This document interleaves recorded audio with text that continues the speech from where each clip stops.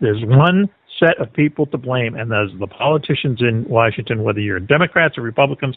Frankly, I think the Republicans are a little more crooked than the Democrats are. I think that a crooked Republican is someone who aids the rich, and a crooked Democrat is someone who aids the poor, wanting their votes. I know. But it's those politicians, and they're crooks. A lot of them have become millionaires. It's become a money-making operation for them. It's a disgrace, but this is the situation they put us in, and we're powerless to stop it. That's the most frustrating part.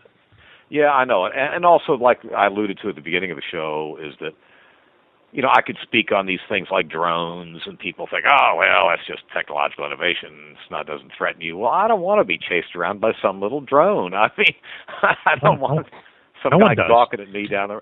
And one thing we did have, and I'm very proud of that show, we had a guy named Sheriff Richard Mack. He's running for Congress in Texas. He's a Tea Party type guy, and maybe not somebody I'm, right four square with, but he's against that National Defense Authorization Act, which basically can take your citizenship away from you. And how they pulled that off, I don't know.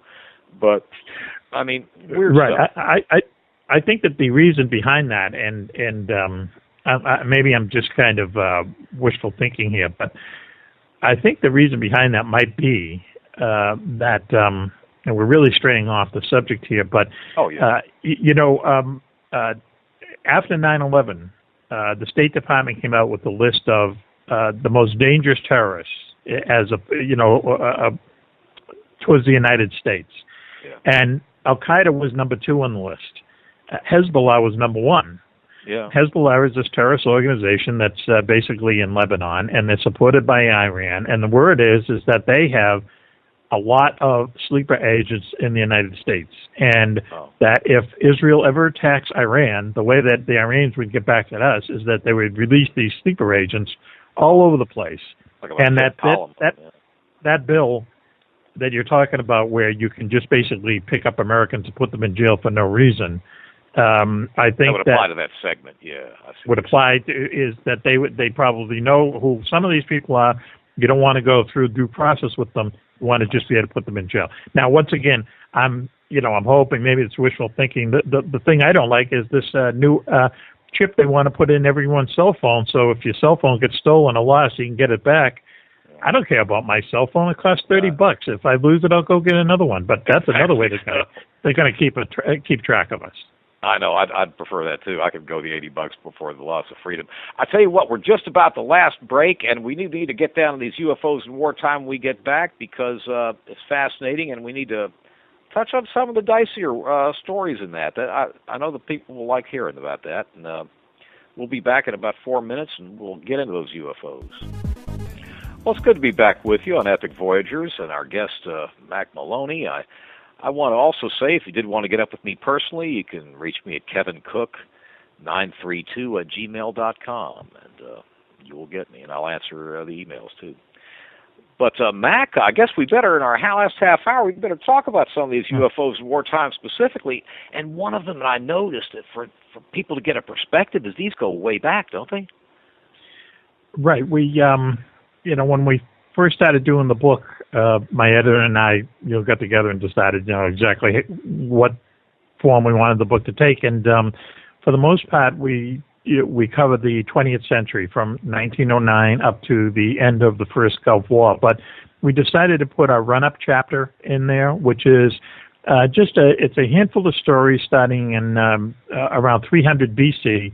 That we came upon of military encounters between armies back then and UFOs. The first story in the book is about Alexander the Great. His army was crossing a strategic river crossing in East Persia in around 300 BC, and he had a lot of war elephants and a lot of horse cavalry, and these flying shields, as they called them, came out of the sky and spooked his elephants and cavalry, and the animals refused to cross the river, at least temporarily. So that was one of the first cases we had of a military encounter with UFO, and also one of the few occasions where UFOs seem to come out of nowhere and have an effect, or they have some kind of a effect on the military campaign itself. So we have stories about 300 AD, and then up through during the years of the Black Plague, and so on and so forth. Columbus saw a UFO on his way over to the United States. Oh, I remember that. I've read that. Yeah, and then once that chapter is over, we really get into it with the scare ships of 1909 over England, and we go right up to the, as I say, the end of the first Gulf War. Wasn't there some kind of input with George Washington? Was there something like that? Or?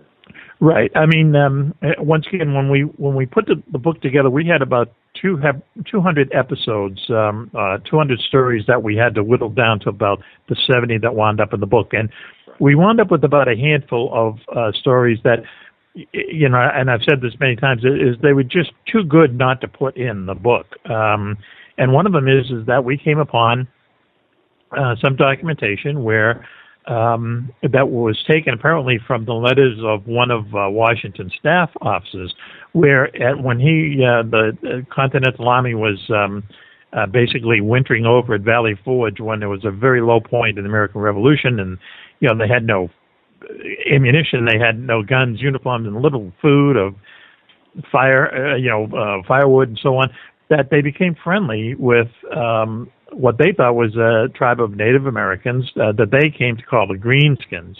And these Greenskins gave them food, firewood, things of that nature. They also provided them with what we would call military intelligence these days of British troops and also Hessian troops that were in the area.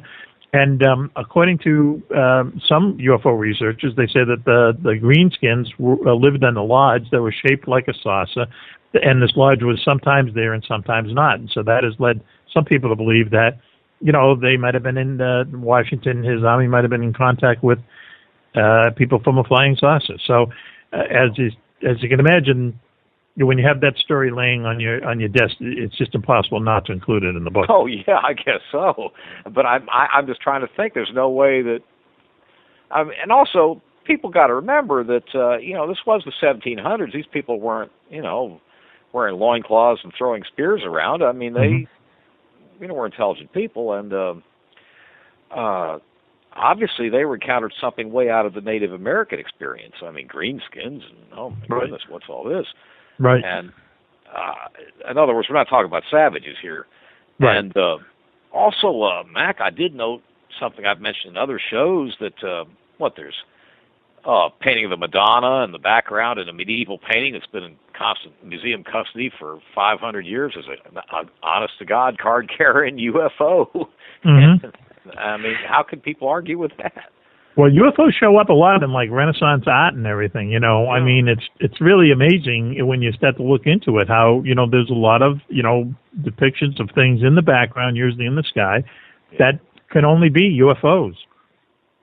Best presentation on that line I ever saw, Karen Dolan, Richard's wife, she had the one time I went to the Roswell UFO conference, 2010, she showed cave paintings in the Pyrenees Mountains, and they had a little George Jetson-y looking vehicle in the background, and somebody, you know, watching goats graze or something in the front. No. So that's what I mean. The evidence is all around us. It's just amazing how many people just, you know, for whatever reason, it doesn't have a big impact on them, or at least it, you know, maybe that day is coming. But these days, it's like we said before. You know, what do you need to get excited about this? That I can't understand, because some people I'll mention, you know, that I have a radio show. It comes up in conversation, and they say, "What's it about?" And I'll say, "Oh, different edgy features, politics, but also UFOs, paranormal issues." And then once I say that, they think I'm, you know, ready for a net, you know, or a straitjacket or something.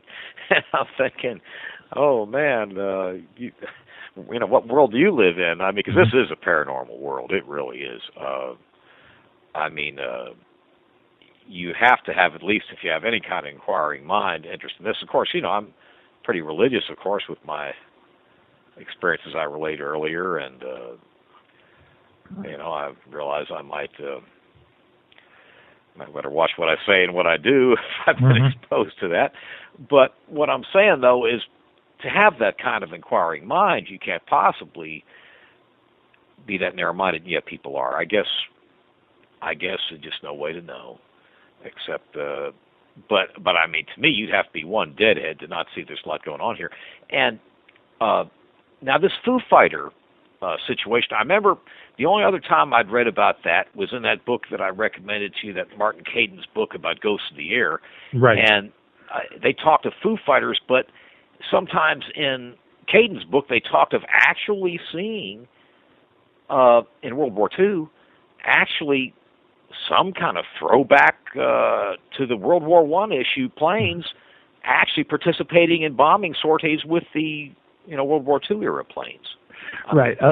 Lots of things were seen, as it turns out, during bombing missions over Europe and over the Pacific, and the Pacific theater too. And there was a whole a wide array of what these kind of mysterious aircraft looked like.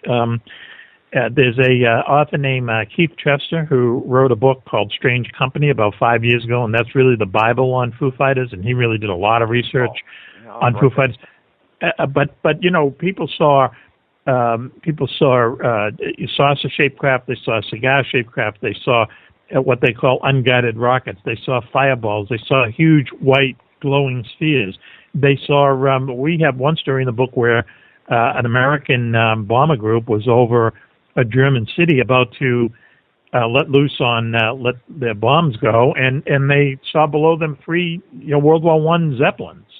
Wow. About it. Yeah. And people say, what this doesn't make any sense. And then some of the stories that I read in that book that you recommended, or just what happens? We can't figure it out. What is going on here? Why are people seeing things that shouldn't be there, yet so many people see these things? It really is a big mystery. They saw them. I mean, I have to believe that they weren't all deluded by any means. I mean, that's just it can't be, because we compare these people, pilots and bombers, about to bomb a city. If you can imagine the situation, they're in these airplanes, they're being shot at, anti-aircraft fighters are shooting at them.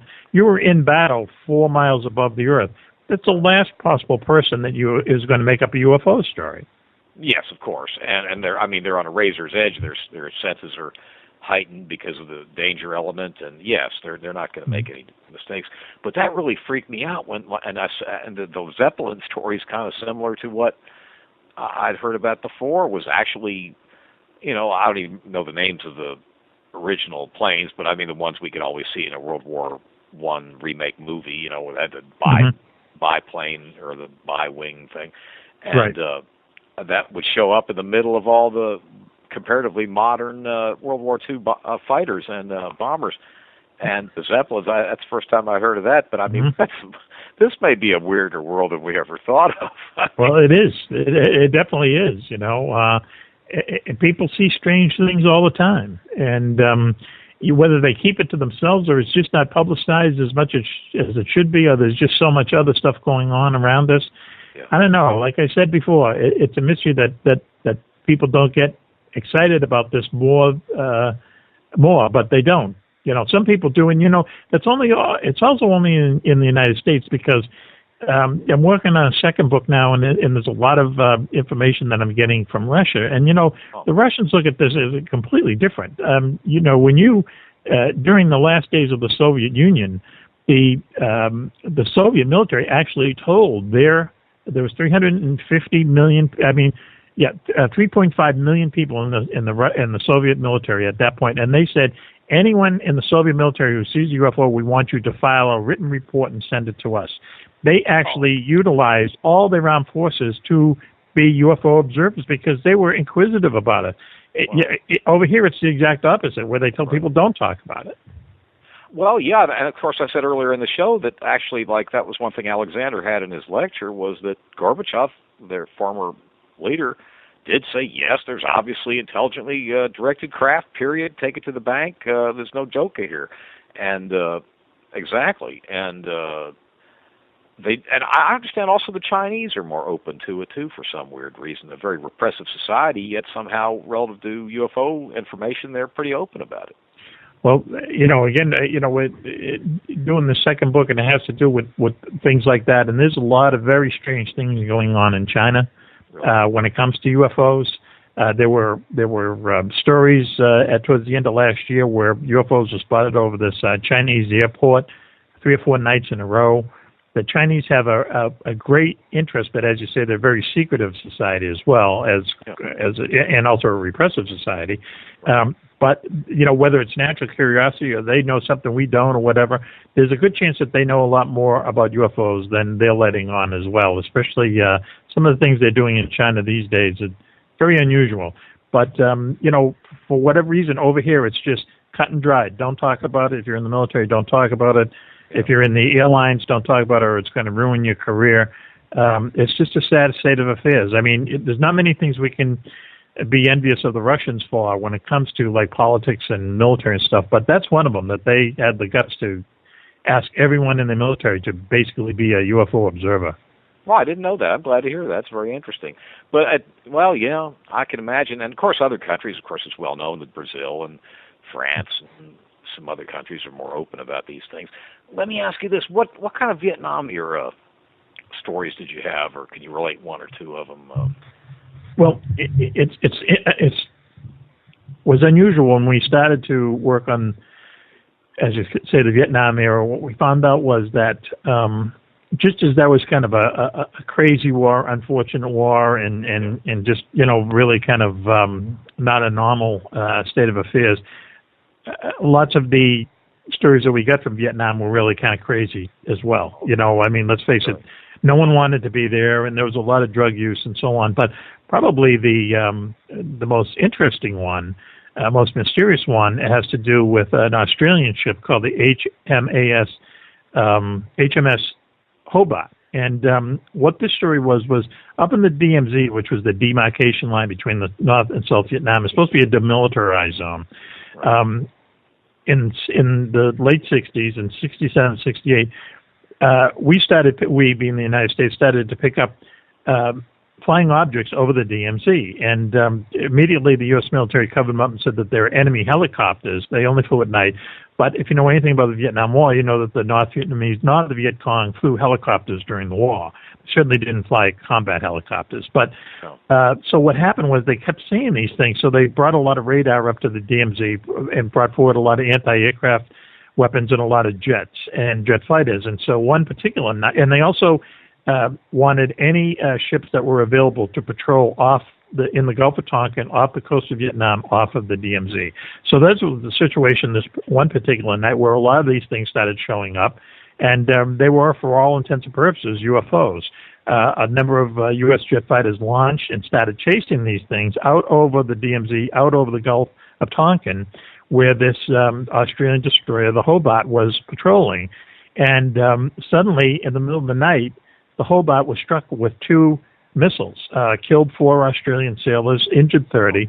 And it turns out that these missiles had been fired by U.S. fighters firing at these UFOs and missing them and hitting the Hobart instead. Darn, what a weird... It was and this story got a lot of play in Australia at the time. I mean, with the UFO angle, got zero play here in the United States.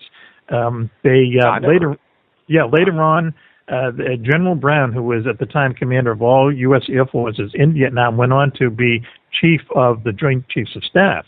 And Kevin Brown, his name was, and he actually gave speeches saying, these things weren't enemy helicopters. That's just the name we gave them. He says we were plagued by UFOs over the DMZ throughout the Vietnam War. That's probably the most fascinating and most mysterious story that we have in the book about the Vietnam War. Out of about 10 stories from Vietnam, that one is just a real zinger. That sounds like a humdinger, because obviously these people didn't shoot missiles at something that was a mistake or a barrage, or they're not nitwits. But that's really interesting, Mac. I'll tell you what, our time is running short. Not that short, but it's getting close. What about some Iraqi kind of stories? Anything good on that? Well, once again, one of the stories we came upon, too good not to put in, was there are reports. We kept getting reports. Well, first of all, I'll say for the first Gulf War, the run-up that was called Desert Shield before Desert Storm, there was 5 or 6 months of everyone kind of gathering in the Persian Gulf before they actually attacked Iraq. Now, this is the first war. There were dozens and dozens of UFO sightings over the area, over the entire Middle East, which kind of proves our point is that UFOs are sighted more in wartime than they are in peacetime, or when we're getting ready for war. But anyway, when the war did break out, There's a story about a U.S. fighter shooting down a UFO that crashed in the Saudi Arabian desert. This comes from Russian military people who claim they saw it go down, saw the wreckage, and so on. But probably the most interesting story from that era is that later on, after that war was completed, there was this kind of war of attrition between the United States and Iraq, where we had a no-fly zone over Iraq. Our fighters were patrolling all the time, and they would every once in a while get in these engagements with Iraq, with Saddam Hussein's anti-aircraft batteries. And during one of these things, supposedly a UFO was shot down. It was recovered by Saddam Hussein's scientists, brought to the Iraq version of Area 51, reverse engineered, and from that, supposedly, as the story goes, the Iraqis were able to come up with this kind of super WMD. And some people believe that that was the reason for our invasion, because, as we know, no nuclear weapons were found, no biological weapons were found, nothing was found. But maybe, as I said, some people, seem to believe that what we were after was the super WMD that was reverse engineered from stuff found in a crash UFO. Now, as I've said before, can you imagine the world being turned upside down if that turned out to be true? Well, anything. You almost look for alternate explanations, because that was like something out of an old Keystone Cops comedy about running around all over looking for weapons of mass destruction, never finding anything, and trying to fabricate them and everything else. So, right. There's more to the story in there somewhere. There has to be. Oh, there is, or there must be. I mean, I did ask Colonel Alexander, who's one of my main insights in the military thing. Of course, he's still a retired colonel. I mean, he's not going to just spill his beans to me. But I said, are they really that stupid? And he said, yeah. Well, I believe that. So it's possible it's a combination of some secrets and stupidity. But Mack, tell now it's UFOs in Wartime, and they can get it at Barnes & Noble, Amazon, or just anywhere that you can buy this book, they can get it. Right. As I said, it's published by Penguin Books, the Berkeley imprint, and so it's available at any bookstore, really, across the country.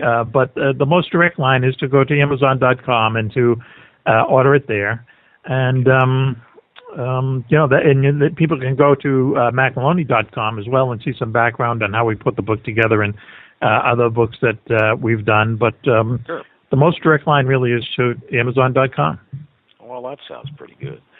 Just as a parting shot, Mack, now this is just a subjective opinion, because neither one of us have the blueprints on it, but what in the heck do you think this is about? I mean, the UFO thing, I can understand aliens hopping and bopping around, maybe being voyeurs for military activity. Maybe they're like tourists or something.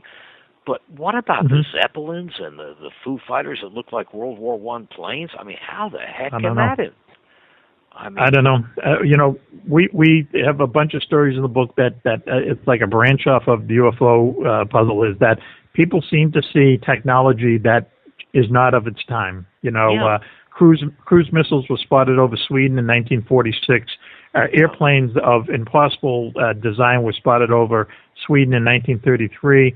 Huge scare ships were spotted over England in 1909 before Zeppelins could even leave. Could never fly to England. They could barely make it aloft over Germany. Right. I have no idea. It's just one big puzzle. I think everything is connected. We just don't know what it is yet. I guess I'm not trying to direct the conversation that way, but I guess the only insight I could get is that it's a whole lot weirder than they think it is.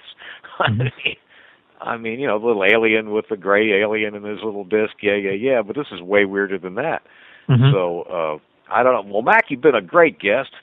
Hope to run across you again soon. And I do too. I don't know, but we've got one little weird world here. But listen, I'll get up that way one of these days soon. Okay. They're bound to let me out of Texas one of these days. Okay. And I'll escape. You have a good evening. I sure have enjoyed having you. You too. Everybody better get UFOs in Wartime, or they'll miss out on a good book. Yeah, and I want to tell everyone to go out and buy Marian Apparitions Are Real, because it's a great book by my friend Kevin Cook. Well, I thank you for that. Well, you have a good evening. I guess I better mention tomorrow's show, and I'll sail off into the sunset here. Thanks, Kevin. You bet. Thank you. Well, we've got a weird world going for us here. I mean, like I say, I could understand the aliens and the grays and the flying triangles or the discs, but where the heck the Zeppelins come from and these other out of time and place aircraft that Mack has written about, I have no idea. This gets weirder and weirder. But get his book, definitely, UFOs in Wartime, and you might also check out that Ghosts of the Air and Martin Caden's book. You'll like that, too. Now, I'll be on tomorrow night at the regular time for the Kevin Cook Show at 8 p.m.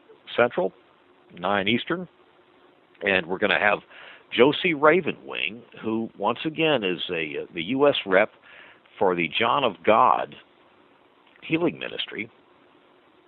And as I indicated at the top of the show, even cynical old Green Beret colonels like John Alexander have been of the opinion that there's validity there.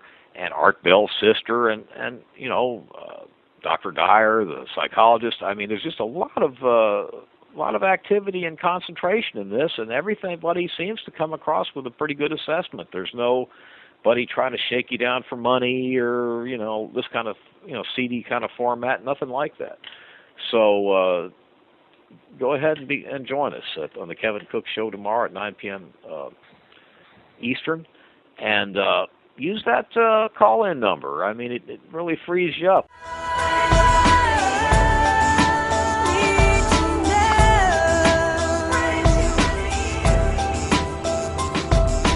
Thank you for being with us tonight. Please join us again next Monday evening for Extraordinary Phenomena Investigations Council's Epic Voyages. I'm Roger Peacock for Epic. Until next time.